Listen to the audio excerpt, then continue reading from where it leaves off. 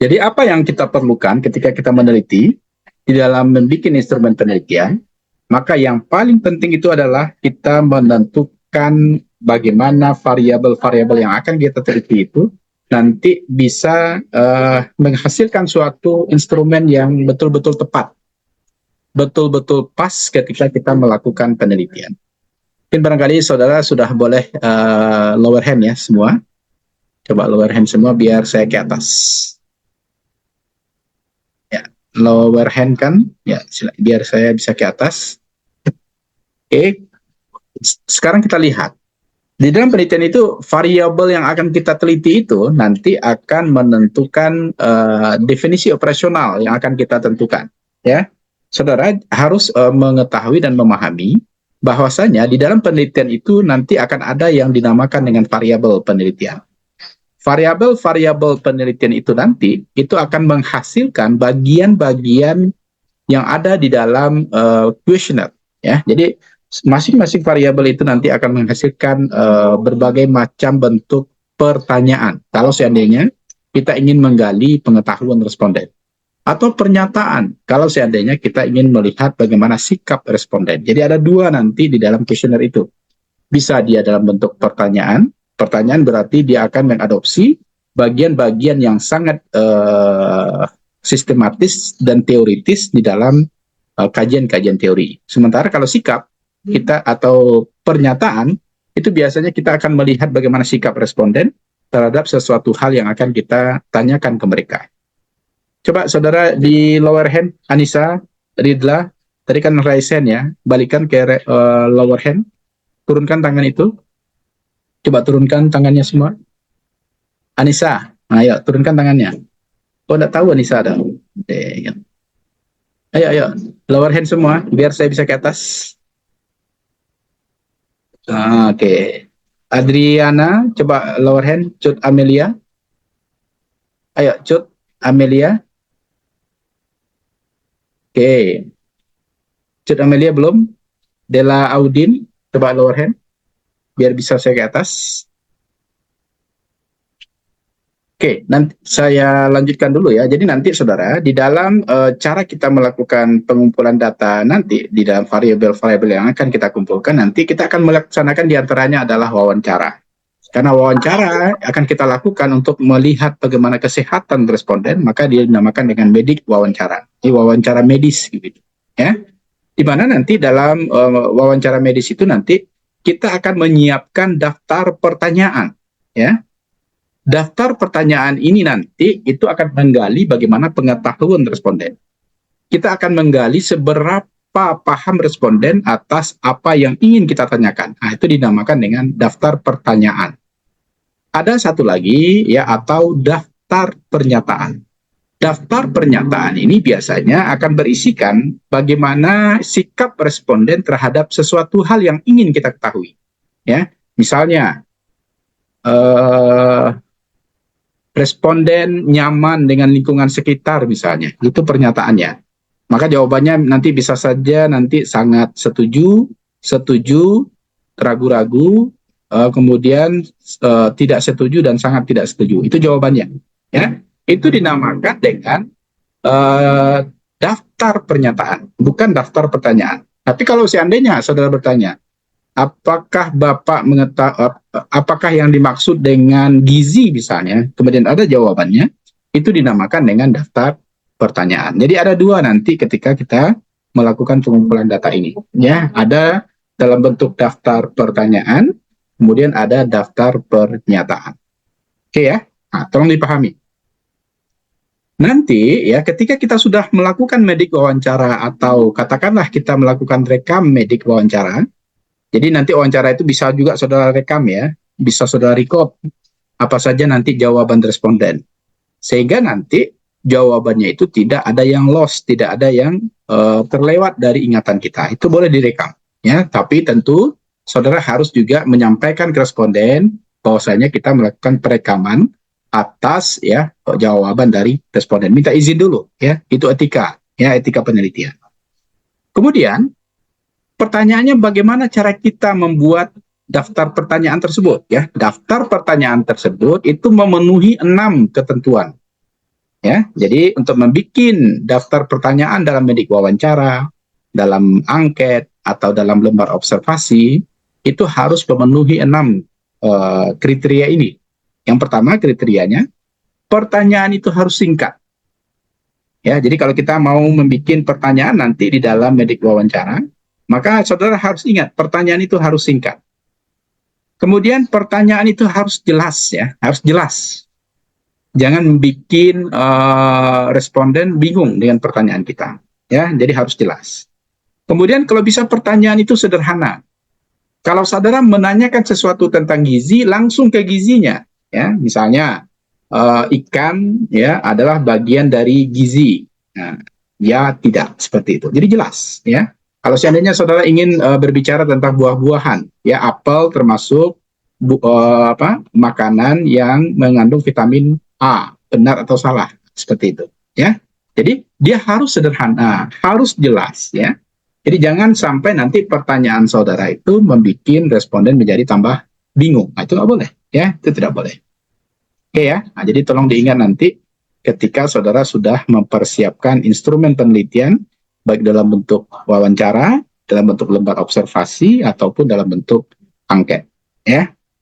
Jadi harus singkat, harus jelas, kemudian harus sederhana.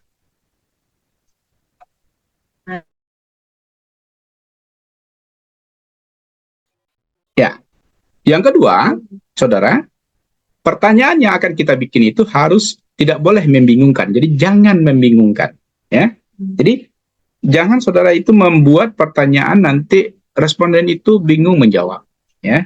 Karena pertanyaan saudara itu membingungkan, ya. Jadi singkat, jelas, sederhana itu penting sebenarnya, agar tidak ambigu responden untuk menjawab pertanyaan yang kita bikin. Karena kalau tidak singkat, tidak jelas, dan tidak sederhana, nanti pertanyaan itu menjadi membingungkan. Ya, akan muncul nanti pertanyaan yang membingungkan. Jadi sebenarnya, saudara, ya ketentuan pertama ini sinkron dengan ketentuan yang kedua ini. Ya, kalau dia sudah singkat, sudah jelas, sudah sederhana, pasti nanti pertanyaan itu tidak membingungkan. Jadi jangan bikin pertanyaan yang panjang, ya pertanyaan yang bertele-tele, tidak jelas, kemudian pertanyaan yang komplit misalnya. Ya, sudah bertanya A, bertanya B pula, bertanya C pula, ya sehingga dia tidak sederhana. Kemudian yang ketiga, itu jangan menyinggung perasaan responden. Jadi penting ini sebenarnya. Ketika kita berbicara atau menanyakan kepada responden tentang hal-hal yang prinsip, misalnya agama, maka kita tidak boleh menyinggung perasaan responden. Ya, agamanya tidak Muslim misalnya, jangan saudara melanjutkan pertanyaan itu ke pertanyaan-pertanyaan yang menyinggung perasaan responden. Misalnya, saudara sudah tahu ini bahwasanya respondennya Kristiani. Bertanya pula, kenapa Tuhannya tidak Esa? Itu nggak boleh, ya, karena nanti akan menyinggung perasaan responden. Ya, nah, jadi itu penting juga untuk saudara pahami. Yang keempat, ya, ciri-ciri pertanyaan yang baik itu adalah jangan menjurus sehingga jawaban mudah ditebak. Ya, jangan bikin pertanyaan itu nanti kita seolah-olah membawa responden untuk menjawab sesuai dengan keinginan kita. Itu juga tidak boleh. Ya, itu juga tidak boleh. Jangan menjurus hingga jawaban itu mudah ditebak. Yang kelima, usahakan minimal jawaban itu mengingat. Ya, misal ini, ya, responden saudara lansia misalnya, nggak tahu dia tanggal berapa dia lahir. Dia hanya tahu misalnya dia lahir waktu itu agresi militer Belanda kedua misalnya. Maka saudara ingatkan ke responden, wah kalau tahun itu, kalau saat itu berarti di tahun 1942 misalnya.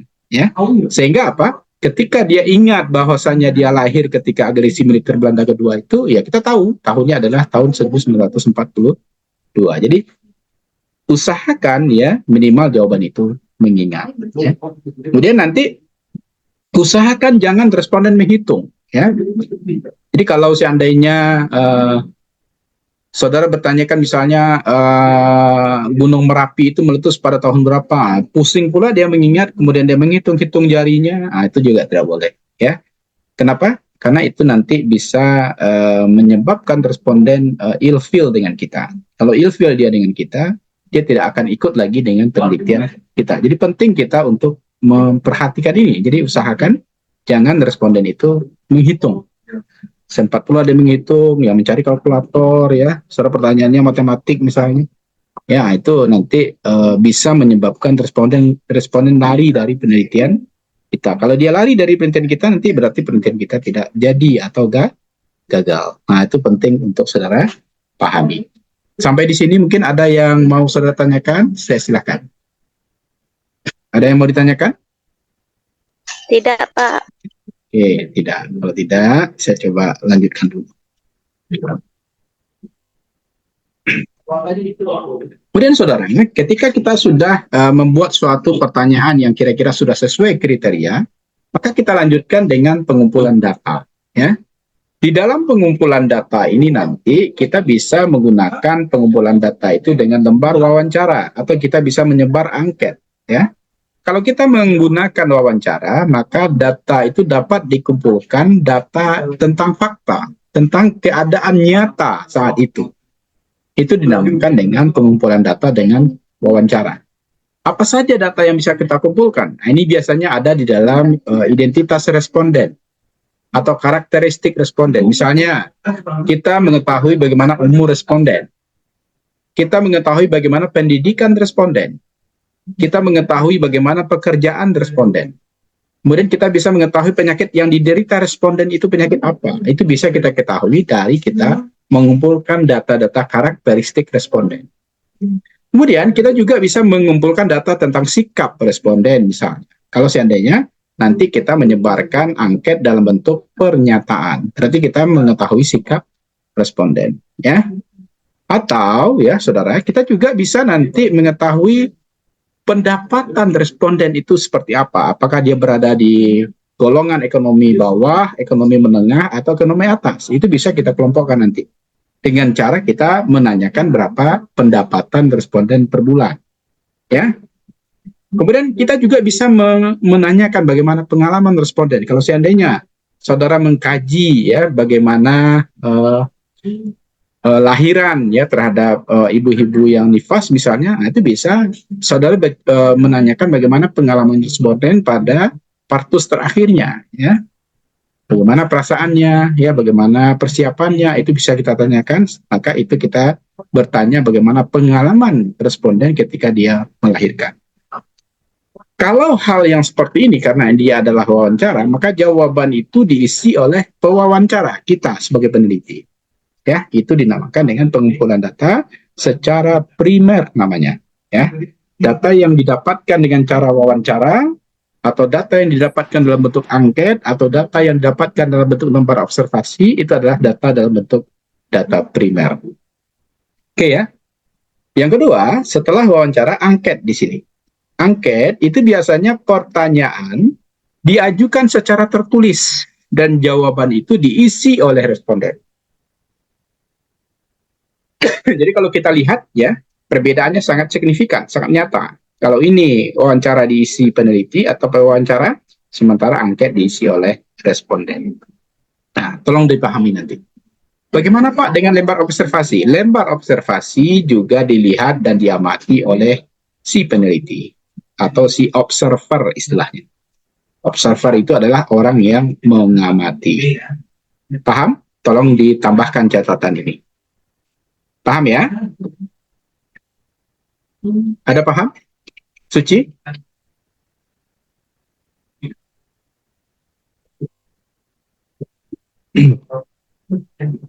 Cut Amelia ko ragu Pak. Boleh ada nyoba. Cut Amelia, hadir? Halo? Ini penyakit Zoom ini itu lah ya. Ya. Saya komat kamit aja sendiri. Suci Hayati ada? Suci? Hadir, Pak. Nah, masih ada ya. Nih, saya udah mulai ragu ini atas kehadiran saudara ini. Masih, Pak. Cuman lagi sakit makanya off cam, Pak. Oke, sip. Kalau Cut Amelia emang nggak ada ya? Cut Amelia ada nggak? Dari tadi Raisen sendiri aja ini. Yang lain udah pada tidak tunjuk tangan lagi ya. Cut Amelia masih kekeh dia. Ya? Kemudian saudara, saya lanjutkan dulu. Setelah kita bisa mengumpulkan data, nanti kita lanjutkan dengan pengolahan data. Ya, pengolahan data ini ya bisa kita lakukan secara komputerisasi atau bisa juga kita lakukan secara manual. Ini harusnya saudara sudah belajar dua-duanya. Ya, kalau di perawatan kemarin saya ajarkan, mudah-mudahan saudara juga diajarkan. Ya, bagaimana menggunakan SPSS dalam rangka melakukan pengolahan data. Atau kalau saudara sanggup untuk melakukan pengolahan data secara manual, itu akan lebih baik. Ya, di perawatan juga saya ajarkan bagaimana cara mengolah data secara manual. Ya, ilmu-ilmu ini nanti sudah harus saudara pahami dan harus saudara kuasai sehingga nanti pengolahan data, hasil pengumpulan data saudara itu dapat dilakukan dengan sangat baik. Ya. Kemudian, ya selanjutnya kita lakukan penyajian data. Ya. Di dalam penyajian data ini, nanti data itu disajikan dalam bentuk tabular. Tabular itu tabel. Tabel yang kita masukkan di sana adalah tabel distribusi frekuensi.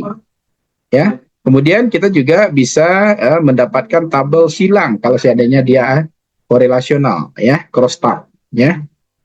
Atau kita juga bisa menampilkan berbagai macam grafik dalam pengolahan data. Jadi ya, kajian-kajian seperti ini sudah harus saudara pahami sehingga nanti data itu bisa tersajikan biasanya dalam bentuk hasil penelitian. Ya, pengolahan data nanti saudara lakukan misalnya dengan SPSS atau secara manual. Kemudian penyajian data biasanya saudara lakukan dalam bentuk analisa hasil univariat, berarti tabelnya adalah tabel distribusi frekuensi, atau saudara menggunakan hasil bivariat dalam bentuk tabel silang atau crosstalk, atau saudara tambahkan misalnya grafik-grafik tertentu sehingga tabel itu menjadi lebih berguna. Ya, itu dinamakan dengan penyajian data. Sampai di sini mungkin ada yang mau saudara tanyakan, saya silahkan. Kalau ada yang mau ditanyakan. Restu, ada yang mau ditanyakan Restu? Belum, Pak. Cindy?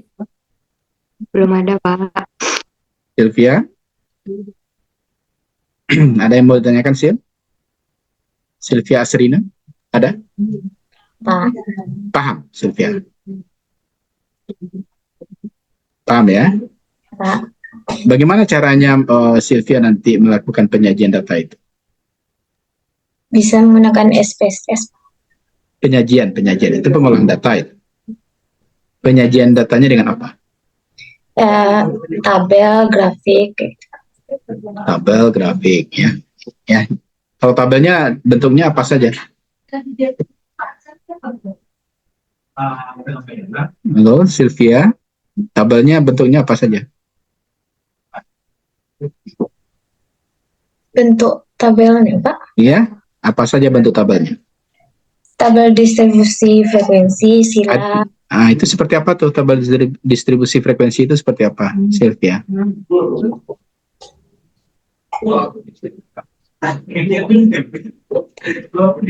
Nah, saya bertanya itu ya, ini saya pancing ya.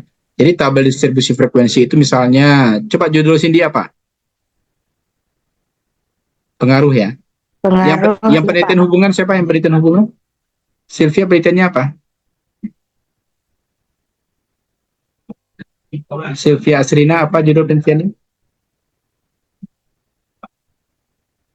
Halo Sylvia, apa judul penelitian Sylvia? Pengaruh pemberian. Oke, tidak. Yang hubungan siapa? Coba, yang hubungan Dera kemarin ya? Restu apa, Restu? Faktor-faktor yang berhubungan dengan kejadian BBLR, Pak. Restu nih. Ya, faktor-faktor yang berhubungan dengan kejadian BBLR. Berarti nanti Restu akan melihat ya, faktornya apa saja. Ada dua faktor, intrinsik, ekstrinsik. Misal saja ini, di intrinsik itu ada pendidikan, ada jenis kelamin misalnya. Ada jenis kelamin, ada pendidikan. Kemudian di faktor-faktor yang berhubungan dengan apa? Tes? Yang berhubungan dengan kejadian PBLR, Pak. BBLR misalnya nanti terjadi BBLR atau tidak terjadi BBLR. Kita akan hubungkan ini dua. Pertama tadi jenis kelamin, yang kedua adalah pendidikan misalnya. Maka nanti di jenis kelamin itu nanti akan ada tabel distribusi frekuensi. Apa judulnya? Tabel 11 misalnya, distribusi frekuensi tentang jenis kelamin responden. Kemudian bikin jenis kelamin, di bawahnya ada laki-laki, ada perempuan. Kemudian kita bikin F itu frekuensi. Laki-laki 23, perempuan 25 misalnya, totalnya 48 misalnya. Maka itu dinamakan dengan tabel distribusi frekuensi. Nah, itu Sylvia. Ya, itu dinamakan dengan tabel distribusi frekuensi. Kemudian tadi kita juga contohkan pendidikan, ya. Pendidikan berarti tabel 1 2 ya, distribusi frekuensi tentang pendidikan responden, ya. Kemudian di bawah di apanya ada pendidikan, ada SD, ada SMP, ada SMA, ada perguruan tinggi. Kemudian ada F-nya, F itu adalah frekuensinya. Ada sekian, totalnya nanti sekian orang, 48 misalnya. Ya, itu dinamakan dengan tabel distribusi frekuensi. Paham? Paham. Nah, sekarang tadi ada tabel silang. Tabel silang biasanya adalah menyilang dua variabel tadi. Misalnya satu pendidikan, satu lagi BBLR. Ya, jadi kita silang itu. Jadi kalau di BBLR tadi terjadi, tidak terjadi. Di pendidikan tadi ada SD, SMP, SMA, PT. Ada 4 itu. Kemudian kita silangkan dengan 2. 4 kali 2 namanya. Nanti di masing-masing selnya akan ada angka tertentu. Ya, dalam angka tertentu itu nanti akan muncul seberapa orang responden yang memiliki 2 kategori tadi. Dia berpendidikan misalnya SD, apakah terjadi BBLR atau tidak, seperti itu. Bisa dipahami? Mulai paham, Sil? Cindy, Restu? Paham? Paham, Ah, Pak. Restu nanti itu yang akan Restu kerjakan itu. Jadi kalau bisa Restu pahami itu yang saya sampaikan. Itu namanya adalah penyajian dalam bentuk crosstab atau tabel silang. Oke, yang korelasional lainnya tolong itu diingat-ingat ya. Kalau tidak ingat nanti saya akan share nanti video ini. Diulang-ulangi lagi sehingga nanti saudara mendapatkan bagaimana bentuknya ya di dalam hasil penyajian data penelitian saudara. Kemudian saudara bisa juga tampilkan grafik, misalnya pendidikan. Saudara tampilkan misalnya grafik pie chart. Itu sudah terkategori itu pie-nya, topinya. Yang misalnya laki-laki tadi 23 orang, yang perempuan 25 orang misalnya. Itu akan bisa kita bikinkan grafik pie-nya, pie chart-nya. Sehingga dengan melihat grafik itu saja, itu responden bisa, audiens bisa, atau pembaca bisa mengetahui berapa distribusi frekuensi tentang jenis kelamin responden. Oke ya, bisa dipahami? Paham ya? Bisa, Pak. Kalau bisa, saya coba lanjutkan. Mudah-mudahan nanti saudara nanti mengerjakannya di dalam penelitian menjadi lebih mudah ya. Kemudian setelah kita sajikan, bagian yang juga tak kalah penting ya, itu adalah pembahasan. Ya, pembahasan itu ada di dalam riset dikenal dengan analisis data. Ya, analisis data. Analisis data ini pada penelitian yang berbentuk deskriptif itu dilakukan analisis berdasarkan data yang diperoleh dengan perhitungan statistik sederhana. Kalau dia berbentuk deskriptif. Ya, apa yang kita butuhkan di sini misalnya rasio, kemudian persentase, proporsi ini jumlah, ya rasio ini perbandingan, rata-rata, simpangan baku, koefisien korelasi atau pengukuran resiko relatif sesuai dengan skala ukuran data. Ini kalau dia penelitiannya deskriptif, ya. Tapi deskriptifnya sudah lanjut ke analis, ya. Kemudian nanti di dalam penelitian yang akan saudara lakukan itu ada kita mengenal berbagai bentuk jenis data. Kemarin rasanya juga saya sudah sampaikan. Ada yang dikenal dengan skala nominal. Ada Cindy kemarin? Ada dicatat? Ada, Pak. Nah, ada skala ordinal, ada skala interval, atau ada skala rasio. Sekarang tanyanya, kalau dia menggunakan skala nominal, maka kita bisa melakukan uji statistik dengan chi-square. Ya, nominal. Laki-laki perempuan itu nominal namanya ya, jenis kelamin laki-laki perempuan. Pendidikan SD, SMP, SMA itu dinamakan dengan nominal. Kemudian kita bisa melakukan uji statistik dengan chi-square, atau kita juga bisa menggunakan Fisher probability exact test, ya, bisa kita gunakan. Kemudian kalau dia skala ordinal, kita bisa menggunakan Wilcoxon-Ransom test atau Mann-Whitney test. Nah, ini SPSS yang saudara akan gunakan nanti, itu bisa menggunakan ini. Kalau datanya sudah interval, kita bisa menggunakan uji T. Ini biasanya untuk penelitian yang bersifat eksperimental atau intervensi. Cindy kemudian Sylvia Asrina tadi ya, itu contoh-contohnya kita bisa menggunakan datanya berskala interval nanti. Kita bisa menggunakan uji T, atau kita bisa menggunakan uji ANOVA, dan kita juga bisa melakukan analisis multivarian, ya, analisis multivarian.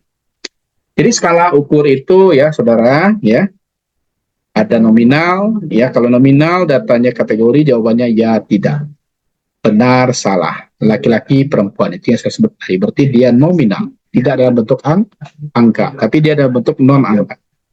Kalau dia skala ordinal, maka kategorinya berjenjang.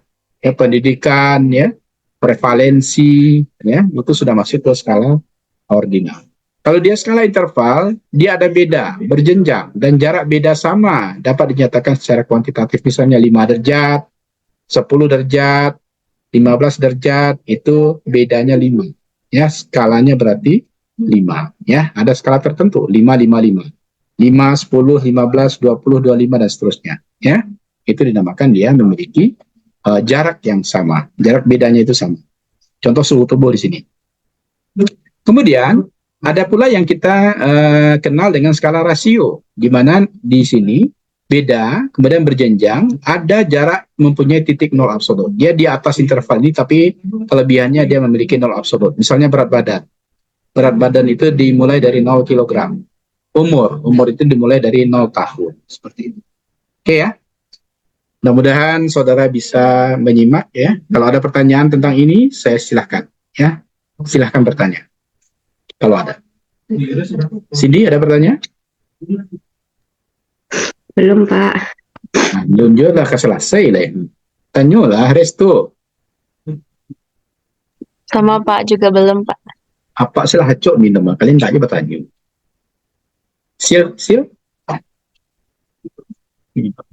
Sylvia Asrina. Nah, Ya, harus. Pak. Cepat bertanya. Apa pertanyaannya? Nggak ada, Pak. Ya Allah.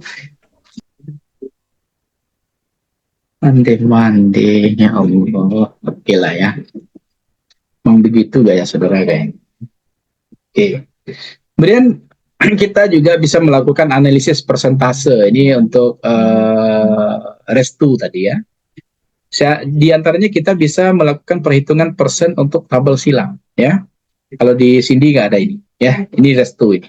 Dan yang ada penelitian yang mempunyai judul hubungan ya. Ini asumsi sebab akibat. Di mana di sini perhitungan persentase sebaiknya searah dengan variabel bebas. Ya, ini variabel bebasnya arah ke sini. Variabel terikatnya arahnya ke sini. Ya, jadi ke bawah itu adalah variabel bebas, ke kanannya adalah variabel terikat. Atau di sini independent variable, ini dependent variable. Cindy, bertanya lah Pak, ke Pak Ngijik seorang. Apa itu independent variable, Cindy?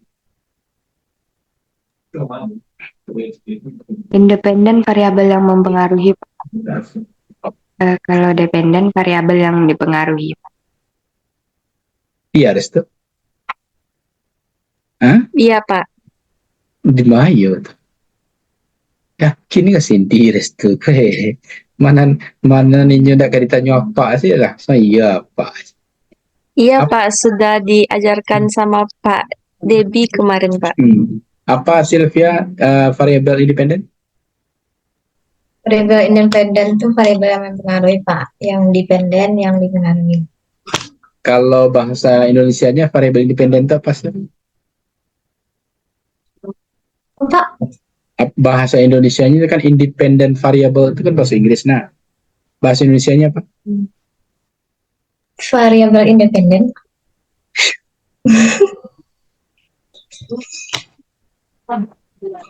Serestu, apa bahasa Indonesianya variabel independen? Variabel yang mempengaruhi, Pak. Izin Pak, variabel bebas. Tuhan deh mande, ya Allah, bahasa Inggrisnya no. Nah, Ayu yo. Yang jawabannya Ya, tuh Pak. benar Ayu tuh ya, variabel independen itu adalah variabel bebas ya. Kalau variabel dependent, Ayu? Variabel terikat, Pak. Itu dan patet. Nah, itu yang Pak terangkan tadi go ya. Jadi variabel bebas ya itu dinamakan dengan variabel independen, arahnya ke bawah. Ya, ke bawah itu berarti arahnya searah dengan arah kolomnya nanti untuk tabel silang. Sementara variabel tergantung atau terikat atau dependent variabel arahnya ke kanan. Ya. Sekarang kita lihat contoh data ini. Ya. Berarti ini adalah variabel bebas, ya. Ini variabel bebas. Kebiasaan merokok adalah variabel bebas. Sementara penyakit kanker paru itu adalah variabel terikat, ya. Paham? Nah, ini ada dua nih. Kebiasaan merokok dikategorikan ada tidak, ada ya. Berarti ya merokok dan tidak merokok. Ya, itu dinamakan dengan variabel bebas atau independent variable. Di sini ada variabel tergantung atau terikat, dikenal dengan variabel dependent. Ya, maka saudara, untuk kedua kasus ini coba perhatikan. Saya bacakan satu, tolong nanti saudara simak dan pahami. Ya. Arahnya harus searah dengan, coba ada nggak kata-kata di sini? Oh belum ya?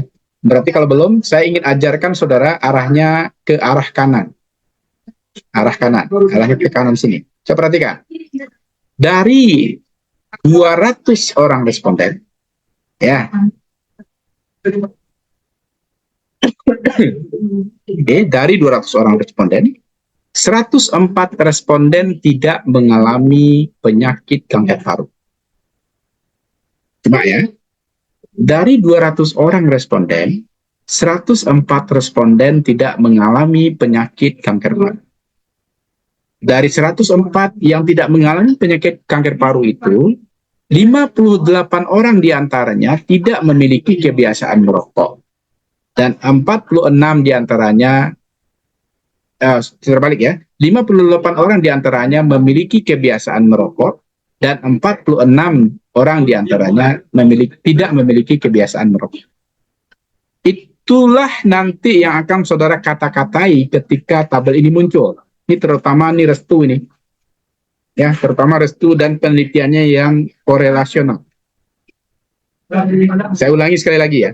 Ini bagaimana cara membaca tabel silang atau crosstab. Itu yang pertama saya membaca proporsi ya atau frekuensi. Ya, proporsi itu jumlah atau frekuensi jumlah sama. Saya mulai dari 200 orang responden, berarti sampel kita adalah 200 orang. 104 orang diantaranya memiliki penyakit kanker paru. Dari 104 orang kanker paru tersebut, 58 orang diantaranya memiliki kebiasaan merokok. Dan 46 orang diantaranya tidak memiliki kebiasaan merokok. Bisa dipahami? Pertanyaannya, kenapa saya tidak baca semuanya? Nah, kenapa saya tidak baca semuanya? Ingat, ketika saudara sudah ujian hasil nanti, yang harus saudara kata-katai itu adalah di mana proporsi terbesar. Ternyata di kasus ini proporsi terbesar itu adalah 104. Dari 200 orang responden. Tidak 96. 96 orang saya abaikan. Yang saya baca hanya yang dominan. Ingat kata-kata saya ini. Yang kita baca hanya yang dominan. Maka saya mulailah melihat mana angka yang paling besar di sini. Ternyata besarnya di sini adalah 104. 96 lebih kecil daripada 104. Walaupun selisihnya tidak banyak. Tetapi saya sudah bisa katakan bahwa bahwasanya 104 itu lebih banyak dibandingkan 96. Ya. Maka saya mulai dari sampel saya. Dari 200 orang responden, saya sampaikan 104 diantaranya tidak memiliki penyakit kanker paru. Mohon maaf ya, ini tidak ya. Tidak memiliki penyakit kanker paru. Dari yang tidak memiliki penyakit kanker paru tersebut, ya dari 104 orang itu, 58 orang diantaranya memiliki kebiasaan merokok, dan hanya 46 orang diantaranya yang tidak memiliki kebiasaan merokok. Catat ya, nanti ulangi lagi video ini ya, karena saya rekam. Sekarang ada cara yang kedua. Cara yang kedua ini dikenal dengan pengucapan persentase ya, atau frekuensi relatif namanya. Bagaimana caranya? Coba perhatikan. Tetap menggunakan yang dominan. Perhatikan ya. 200 orang. Ya, dari 200 orang responden, 52% ya, 52% di antaranya tidak memiliki penyakit kanker paru. Ingat ya, 200 orang ini pasti 100%. Ya, 52% di antaranya tidak memiliki penyakit kanker paru. Dari 52% di antaranya tersebut, ya, tapi ini tentu saudara harus cari dulu ya berapa persentasenya. Saya anggap aja persentasenya ini benar, ya. Maka 46,8% di antaranya memiliki kebiasaan merokok dan 60% di antaranya tidak memiliki kebiasaan merokok. Tapi ingat ya, persentasenya harus sama dengan 52% ini harusnya, ya. Harusnya. Tapi ini dianggap 100% di sini. Ya, ini tolong nanti dicek persentasenya. Persentasenya harusnya semestinya itu sama dengan ini ditambah ini 52%. Oke ya.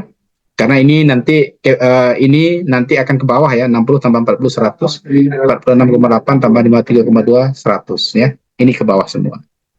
Tapi saya mengajarkan yang ke kanan dulu. Bagaimana kalau yang sesuai dengan data ini? Berarti dia ke bawah. Ya. Yang tadi udah direkam, udah bisa dipahami? Restu? Sudah, Pak. Coba Restu cobakan untuk persentase tadi. Baik, Ayo, Pak. coba. Ya. Dari 200 orang, ada 52% yang tidak memiliki penyakit kanker paru. Di antaranya dari 52% ada yang memiliki kebiasaan merokok sebanyak 46,8%. Dan yang tidak memiliki kebiasaan merokok ada 60%. Nah, Itu, Pak. Ya. Oke ya. Sekarang saya ajarkan cara ke bawah ya. Ini kan cara menyamping saya ajarkan tadi ya. Sekarang cara ke bawah. Di cara ke bawah ini berarti yang akan saudara ingat itu adalah persentasenya ke bawah. Ya, persentase ke bawah. Seperti ini jumlah ini jumlah ini jumlah ini. Maka kita harus tentukan kebiasaan merokoknya terlebih dahulu. Ya. Kebiasaan merokoknya ternyata dari 200 orang responden ini ya, 124 orang diantaranya memiliki kebiasaan merokok. Ya.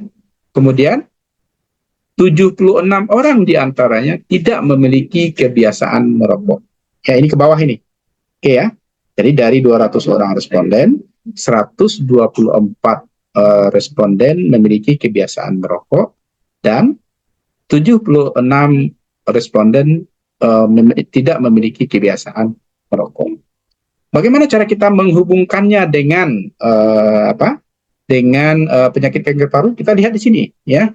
Yang kita kata-katai hanya yang dominan. Yang lebih besar itu adalah 124 ya. Oke ya, 124. Maka saya sampaikan di sini. Dari 200 orang responden, 124 orang memiliki kebiasaan merokok. Dan yang mengalami kanker paru berjumlah 66 orang. Dan yang tidak mengalami penyakit kanker paru adalah 58 orang. Terekam? Yang saya baca hanya yang dominan saja. Yang 76 saya abaikan. Ya, ini saya abaikan. Yang saya baca hanya ini saja. Paham? Nah, kalau lemang angguk Sylvia, coba dibaca Sylvia.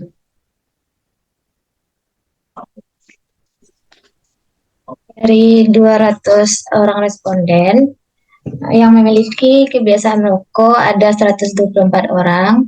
Di antara 124 orang tersebut yang mengalami penyakit kanker paru ada 66 orang dan tidak mengalami penyakit paru 58 orang.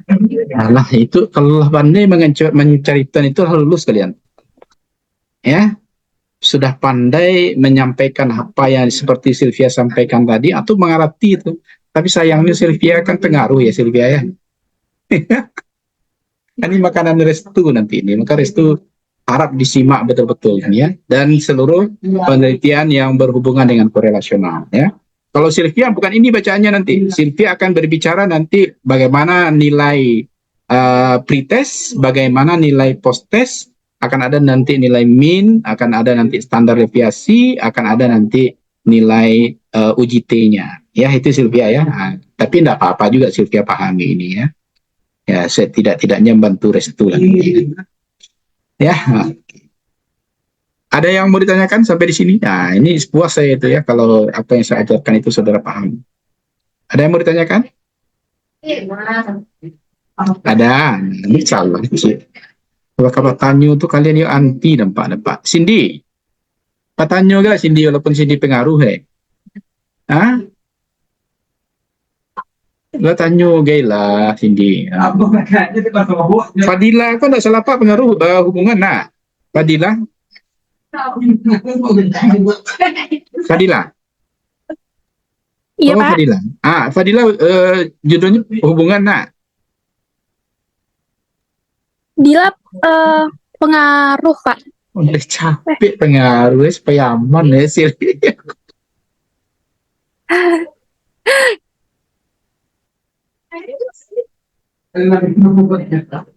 Langsung sih diubah ya pengaruh. Nggak salah Pak, judulnya hubungan. Iya, Pak. pengaruh, Pak. Pengaruh aja pengaruh. Pengaruh perbandingan positif. Tunggu, Pak. Ini gini, Pak. Astagfirullah, ya Allah. Tunggu, Pak.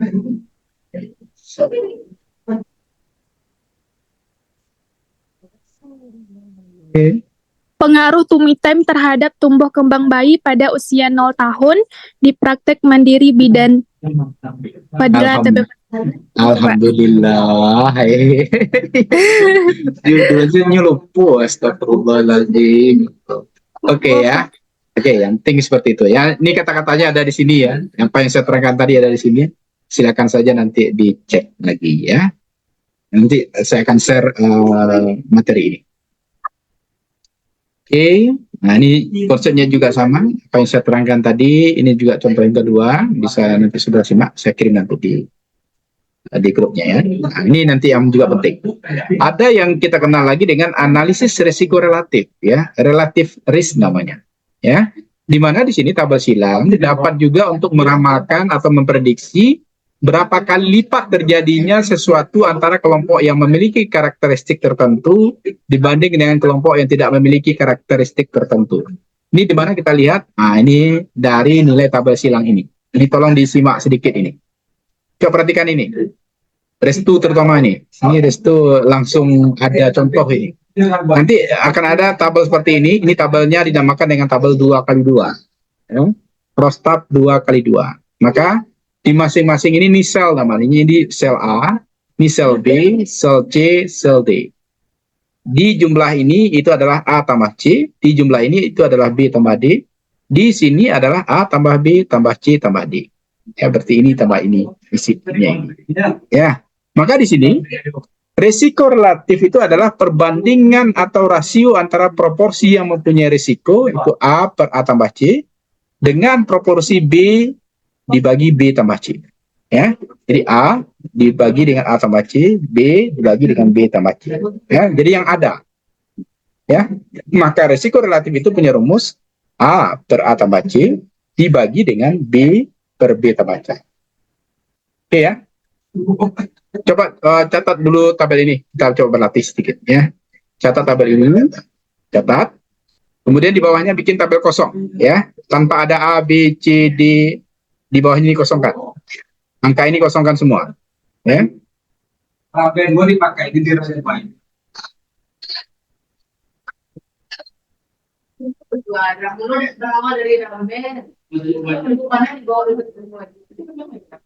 Oh, ya.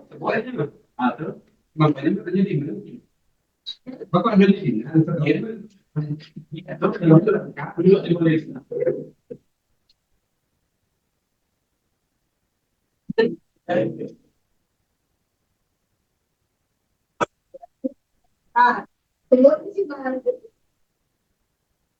Nanti kalau punya coba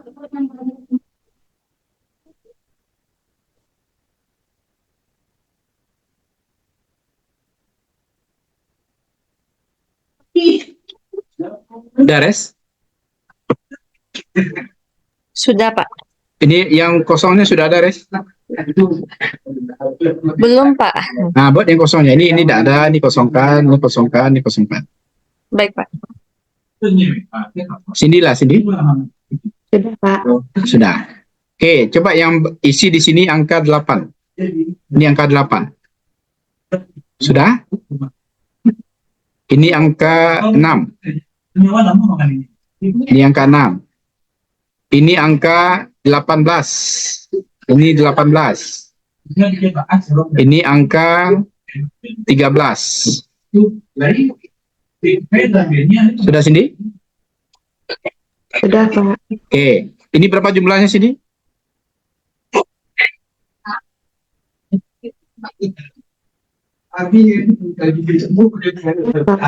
Berapa? 14, Pak. 14. Ini berapa, Cindy? Ini berapa? 31, Pak.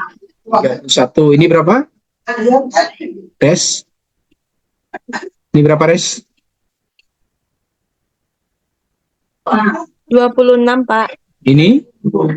19, Pak. Ini? Pak, Ah. itu B ditambah dengan D kan, Pak? D, ya. Ya, Ini berapa? 19. Ini?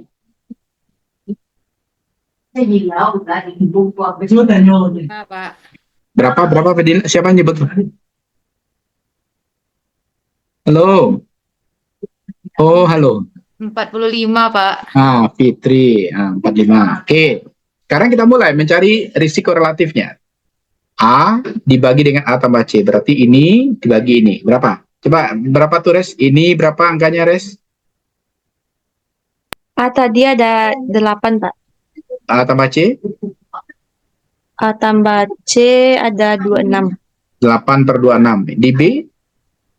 B 6, 6. B tambah D 19, Pak.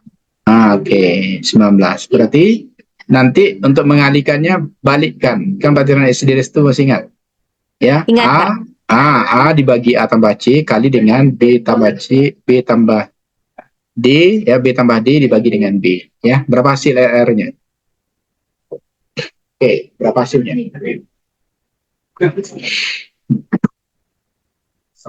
Itu dinamakan dengan risiko relatif. Ya, itu risiko relatif.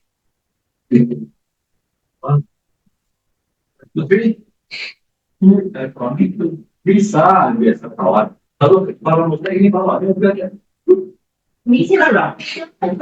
Ya, berarti kita hari ini sampai di sini dulu ya, sampai di sini. Nah, besok kita lanjutkan.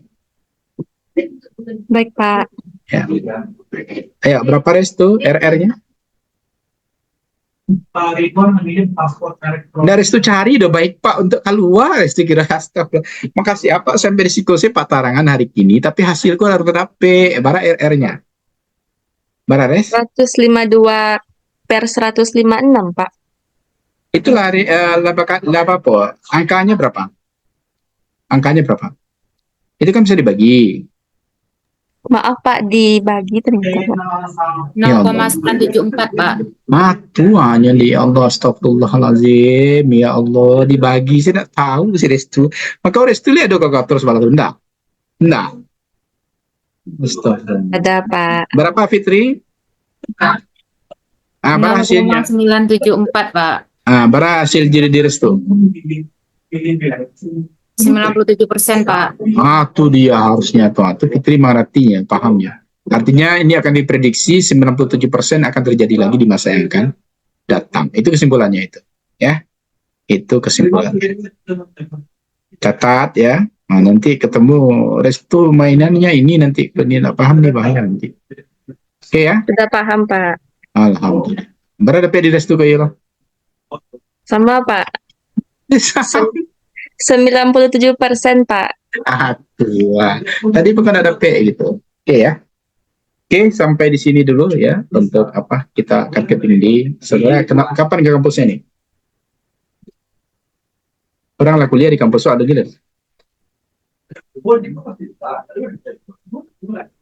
Oke, kita akhiri pertemuan kita. Assalamualaikum warahmatullahi wabarakatuh. Waalaikumsalam warahmatullahi wabarakatuh, Pak. Waalaikumsalam warahmatullahi wabarakatuh. Terima kasih, Pak. Ya.